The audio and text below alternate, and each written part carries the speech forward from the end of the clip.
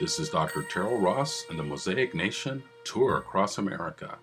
This video contains excerpts of my interview with Dr. James Banks, the founder of Multicultural Education.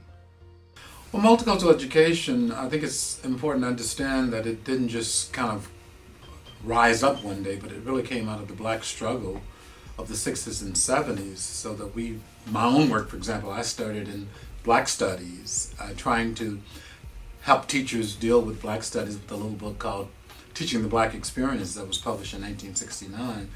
So then you began to get other groups, such as women, people with disabilities, saying we want to be also included. And then as the movement grew, it went from black studies to focusing really on ethnic groups in education, and then to multicultural education, which was the most inclusive term.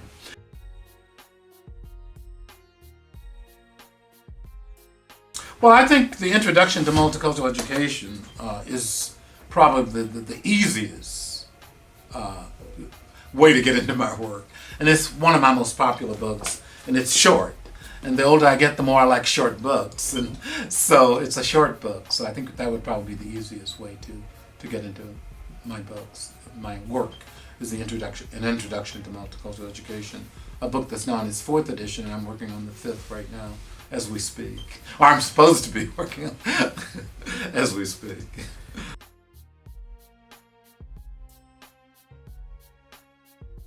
And as our population becomes increasingly people of color, that's going to make it very important to educate low-income kids of color, because the largest, fastest growing population in the schools are kids of color and second language speakers.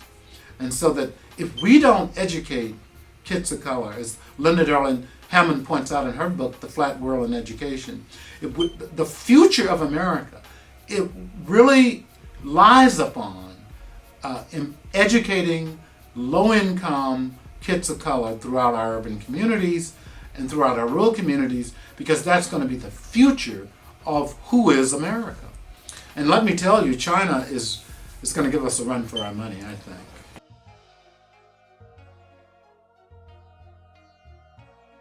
And one of the important lessons I got from Beijing, as I just returned there, I was there lecturing for 2 weeks, is that our kids in Seattle are going to be competing not just with kids in New York, but with kids in Beijing.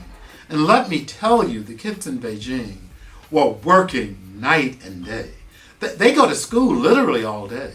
It isn't just they get out at 3 o'clock. And then they go often to a special school after school. So that we're going to be up against, our kids in the United States are going to be up against real competition from India, from China, and from kids all over the world.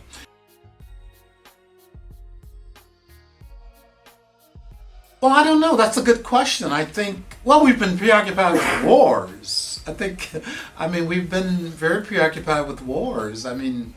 And I think that our priorities have not been about it. I think part of it also is the culture of America. For example, in China, scholars are greatly respected and teachers are greatly respected. Yet we're attacking teachers. We're attacking teachers. We're attacking unions. So I think part of it is a cultural thing, to value learning, that we need to rethink what our cultural commitments are. What is our perception of a teacher? What is our perception of the scholar? So I think it's also values. But I think we've been very concerned about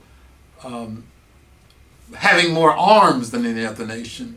But I think we need to start thinking about how can we educate our kids better than any other nation.